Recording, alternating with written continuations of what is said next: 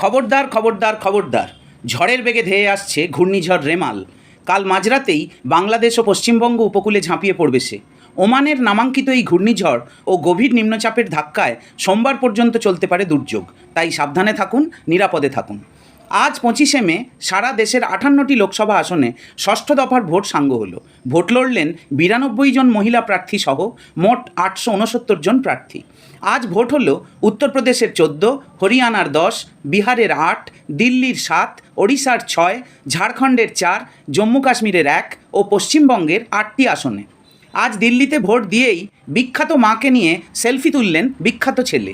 হরিয়ানার প্রাক্তন মুখ্যমন্ত্রী মনোহরলাল খট্টর, দেশের শিক্ষামন্ত্রী ধর্মেন্দ্র প্রধান, কাশ্মীরের প্রাক্তন মুখ্যমন্ত্রী মেহবুবা মুফতি, অ্যানিম্যাল লাভার মানেকা গান্ধী, পুরীর জগন্নাথদেবকে মোদির ভক্ত বললে পরে আপ্পুলিশ করা সম্বিত পাত্র ও বিপ্লবী থেকে হঠাৎ জাতীয়তাবাদী হয়ে যাওয়া কানহাইয়া কুমার আজ ভোটে লড়লেন।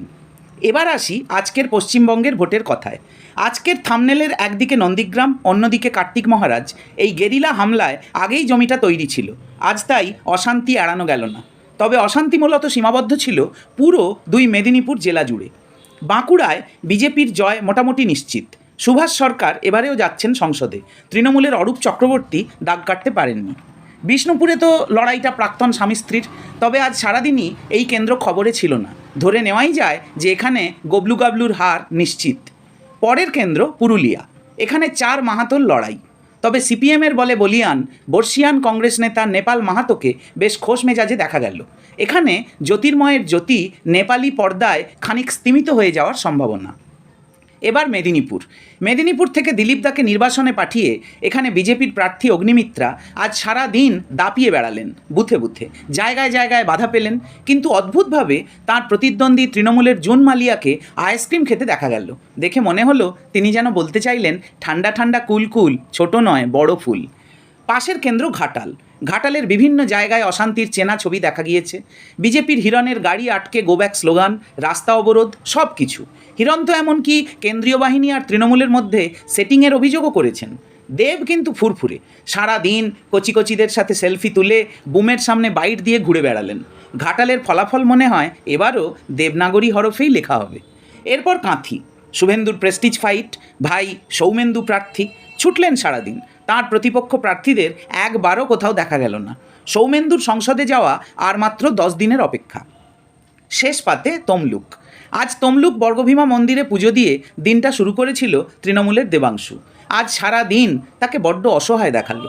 বিজেপি প্রার্থী প্রাক্তন বিচারপতি অভিজিৎ গঙ্গোপাধ্যায় বেশ অ্যাক্টিভ ছিলেন সারাদিন। হলদিয়ায় গোব্যাক, চোর চোর সব স্লোগানই শুনতে হলো তাঁকে। গাড়ি অবরুদ্ধ হলো।